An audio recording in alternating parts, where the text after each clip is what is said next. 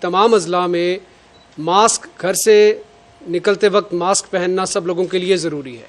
جو شخص ماسک کے بغیر گھر سے باہر نکلے گا، خواہ وہ کسی بھی جگہ پہ جا رہا ہو، اس کو چیک کیا جائے گا، اس کو روکا جائے گا اور قانون اپنی حرکت میں آئے گا. تمام مارکیٹس کے اندر 4 بجے تمام جو لا انفورسمنٹ ایجنسیز ہیں، ضلع انتظامیہ کے لوگ ہیں، وہ فلیگ مارچ کریں گے تاکہ سب لوگوں کو یاد دہانی رہے کہ 6 بجے مارکیٹ نے بند ہو جانا ہے.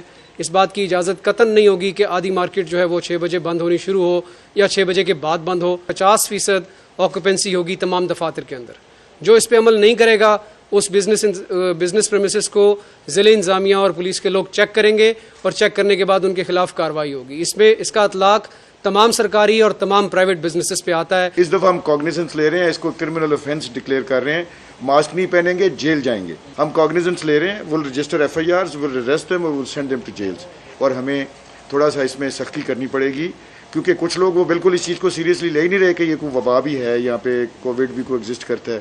وہ ابھی بھی لوگ سمجھ رہے ہیں کہ جی کہتے ہیں جی کووڈ ہے ہی نہیں کوئی بھی. اب اس بندے کو میرے خیال سے جیل کا چکر لگوائیں گے تو اس کو پتا چلے گا کہ کووڈ ہے.